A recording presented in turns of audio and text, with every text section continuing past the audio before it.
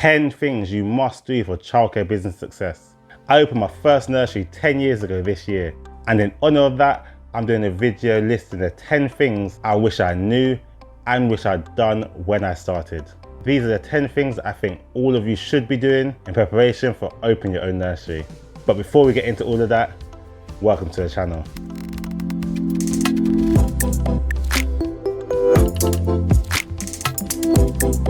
Welcome to the channel Open Nursery with myself, Kurt Lianya, where I support you to open, run and grow your own childcare business. If this is your first time here and it's the first video you're watching, make sure you hit the subscribe button. It helps me out because it helps my channel to grow, but it's also beneficial for you as you then get notified whenever I upload new videos, so that you can continue to develop your knowledge of not only how to open a childcare business, but also how to run and grow your childcare provision too. I've got some really useful videos that if you're not subscribed, you might have missed, like the 3 unique ways to promote your childcare business and how to create your own early years curriculum. So make sure you subscribe so you don't miss videos like those in the future. Plus, why not go a step further and hit that notification bell too? That way you get notified whenever I do upload a video, ensuring that you don't miss out on the next one. But back to what we're here for. It's actually crazy to think that 10 years ago, I was just starting opening my own nursery. Then I was nervously planning and preparing for opening one. There I was in my early 20s with no childcare experience whatsoever, starting my own business in a brand new field. It was scary. When I told people my dreams and my plans, many people looked at me funny, as they wondered why me being a young male would want to go into a predominantly female dominated field. But I'd done my research on the nursery field and knew it was a good market to go into. Plus I was really interested in how children learn and develop. But this time 10 years ago, I would have had so many things going through my head. Some of them would have been negative thoughts that potentially could have stopped me opening. I would have been experiencing so many different feelings, from excitement to fear. I would have had so many different worries, and I would have been so naive to so many different things. When I started, there wasn't really any advice or support online, so I had to do a lot of things myself, which naturally led to a few errors and failures. You're probably in a similar position that I was in 10 years ago, feeling a range of different emotions and having hundreds of different questions. So thankfully there's a lot more advice now and guidance online that can support you, most of which you'll find actually comes from me.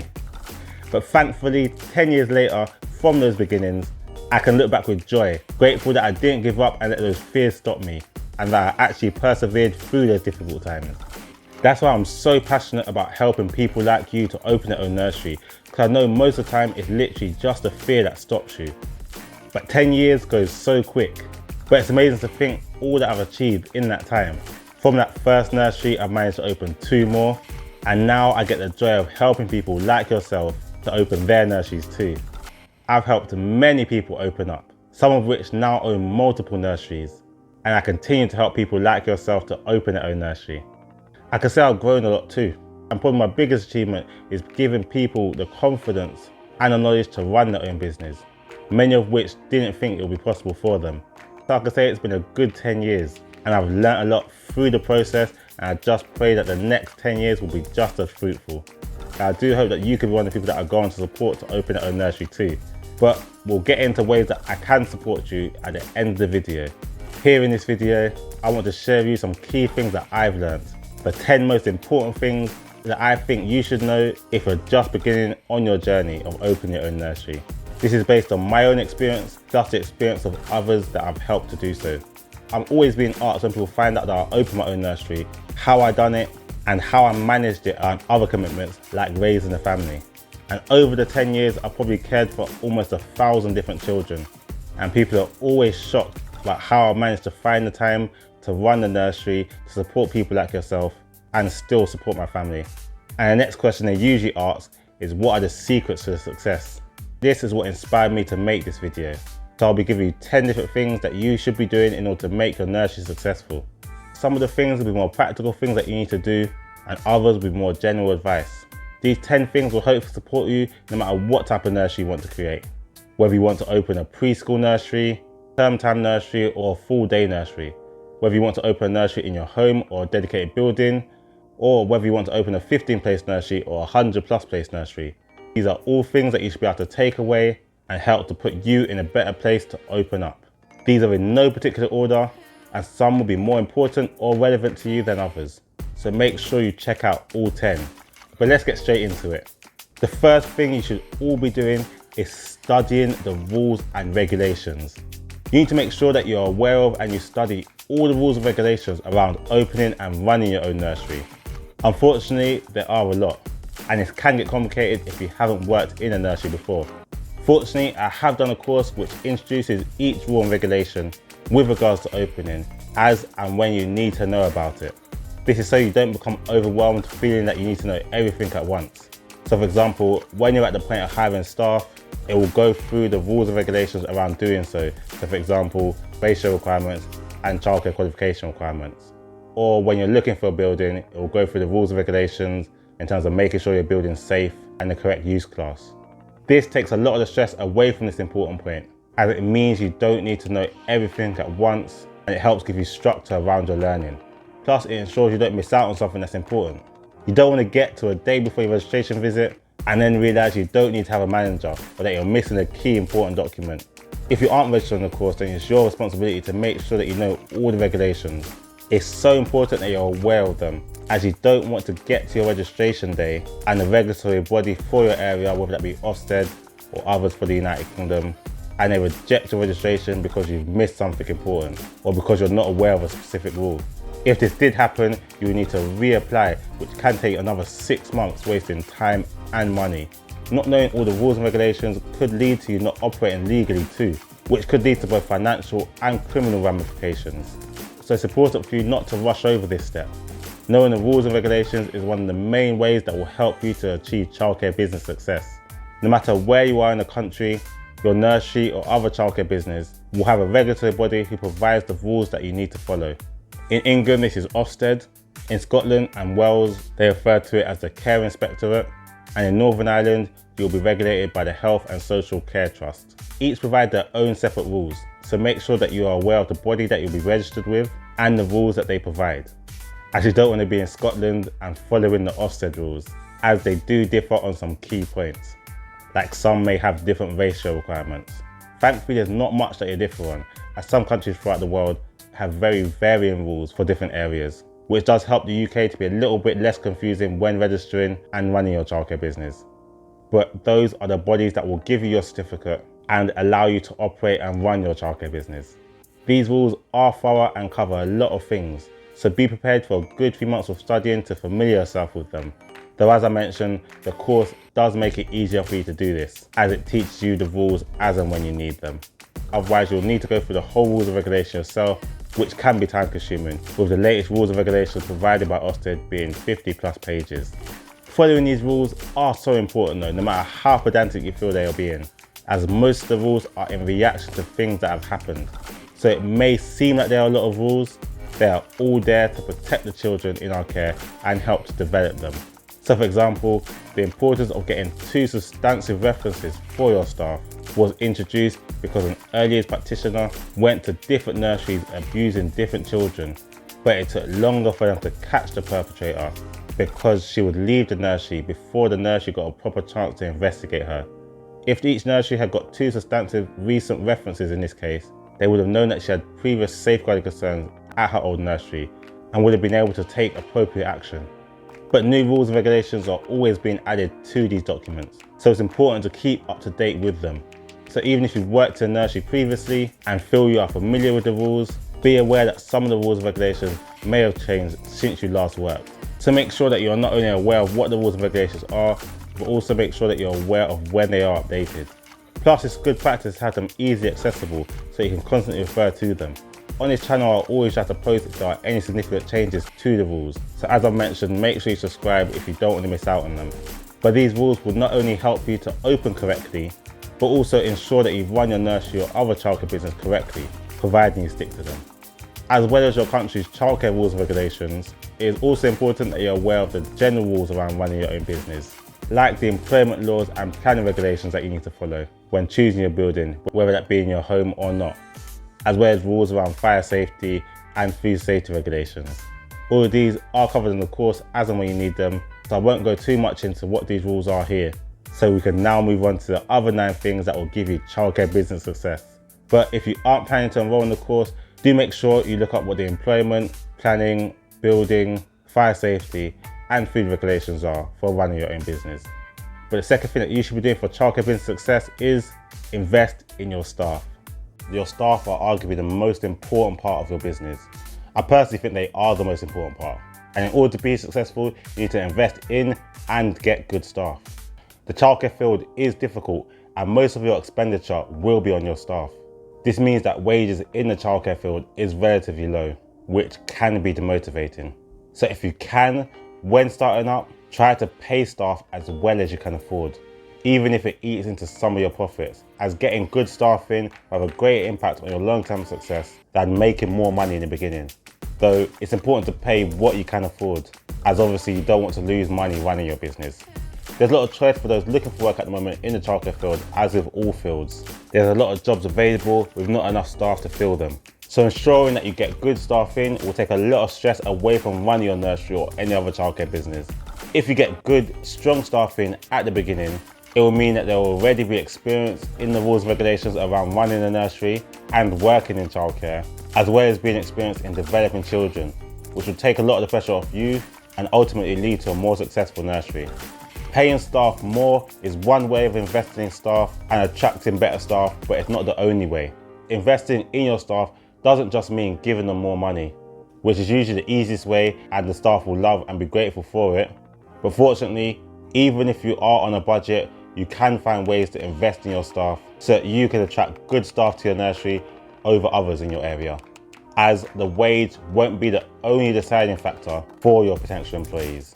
They will also be looking at other things that bring job satisfaction, like your business ethos, the flexibility of your hours, the type of nursery or childcare business that you want to set up, and even whether you offer parking can be a deciding factor for staff.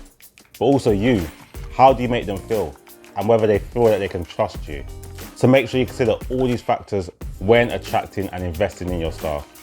It is so important to attract and invest in the right staff, as no matter how well you do other parts of your nursery or childcare business, your staff will be the ones that deliver your curriculum, that use and implement your resources, and they'll be the ones engaging with parents and other external bodies. So your childcare business will live and fail based on how good your staff are. They can make or break your business. Even after you hire your staff, it's important to invest in them. You need to be investing your time and energy into them too. If you have a vision and goals for your childcare business, you need to be there to install this into them. Even just seeing you regularly will help you to preempt and prevent certain issues arising within your nursery. It allows you to notice things early and allows staff to bring issues to you before they start to escalate or before resentment starts to embed in. You also need to not be afraid to invest in your staff's professional development. They may not be with you forever, but if you can find out your staff's long-term goals and you help them to achieve them, you will get a much happier workforce and ultimately a more successful nursery. It will also make them more likely to stick around longer with you, as they know that they have your support. No matter how experienced your staff are, everyone can develop from additional training and support. So sending staff on regular training and doing regular observations and supervisions with them will ensure that they feel valued and are constantly developing within your setting. As if they feel they are developing and growing with you, it will not only improve the quality of your setting, but they will also be less likely to look elsewhere for other opportunities. Though it's important to remember that everyone has a different learning style. Not everyone could just read your policy procedures or your staff handbook and just get it. And some might not be able to get everything that's told to them during a staff meeting. You need to be able to implement different ways of conveying messages to your staff so that all or the majority of the staff can understand what's being told to them.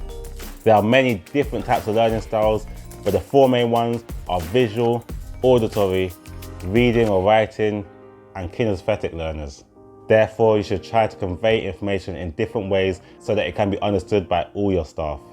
By getting to know your staff, you can understand the best way that they like to learn, making it easier for you to teach and develop them, which can actually help you save time. So maybe you don't need to create a 10-page document to teach them something new that you want to introduce to your setting. Maybe they'll benefit more from a demonstration. By knowing your staff better, you will learn what's best for them. This will also take the stress away from you, as I know how difficult and frustrating it can be trying to get staff to do something a certain way and them just not getting it. Sometimes taking a step back and understand that you've made it, we put in the message across in a way that they can understand, can help to remove that frustration. Again, investing in your staff in this way will lead to better and more motivated staff.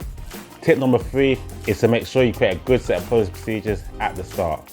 Now, there are some policies like your safeguarding policies and your SEND policies which are mandatory to create, but there are others that you can create to set a precedent for how you want your childcare setting to be run. Creating these policies can take a long time, so I suggest starting as early as possible and working your way through them. But I do have some templates available on the website opennursery.co.uk, which I'll put in the description.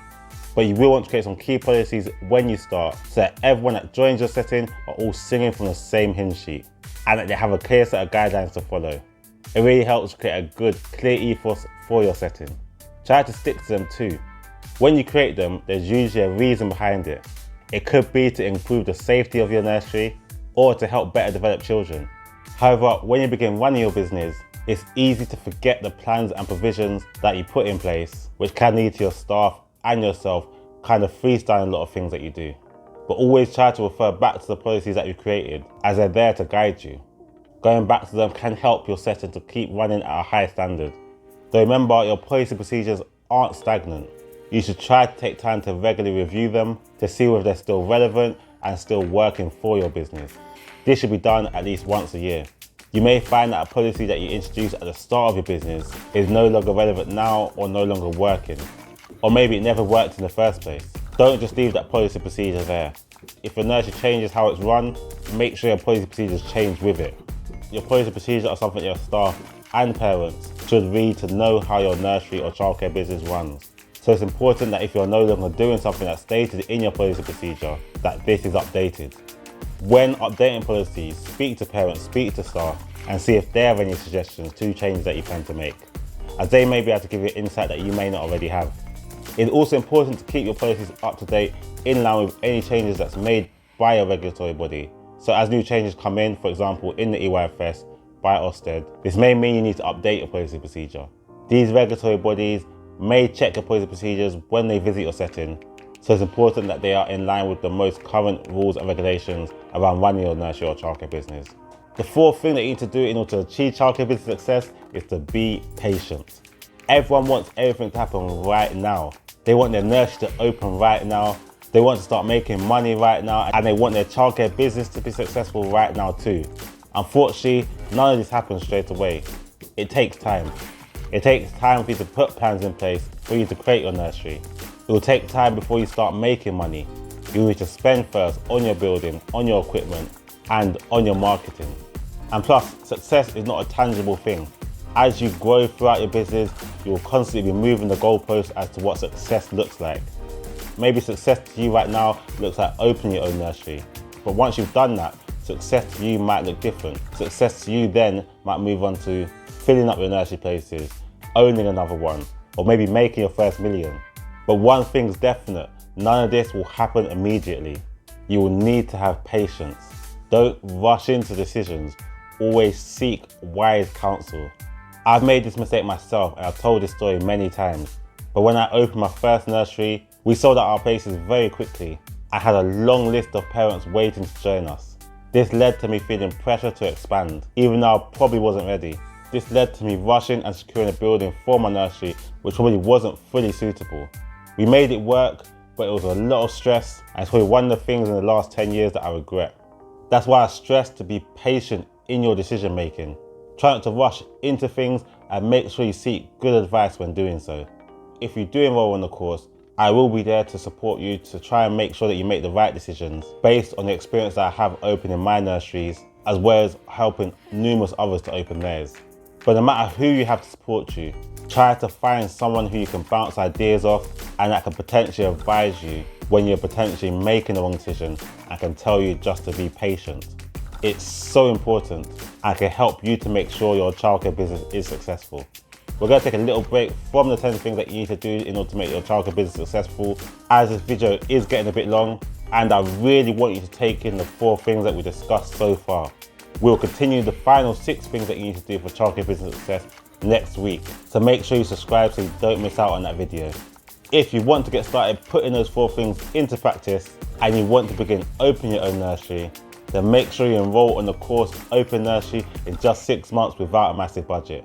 The course will not only support you through the process, but will take you through all the steps needed for you to open up. You'll start off researching your area to make sure that the demand is there for you to open up and ensure that you have enough finances to open up. Then you'll begin looking for your building with tips on how to do it successfully. Or if you're planning to do it within your home, you'll learn about how to prepare your home for this. Then you'll learn about and start registering your business, ensuring that you are tax compliant, as well as registering with Ofsted. Then finally, you'll go over how to find staff and register with HMRC, as well as marketing your nursery and getting children. The course will support you all the way up to your big day and finally opening your nursery. In each section, we'll be breaking down each thing that you need to do and learn into manageable steps that you can work through at your own pace. So whether you want to open a nursery now or in a few years' time, because you get lifetime access to the course once enrolled, you can enroll today and get started when you need. Just click the link on the screen now to enroll.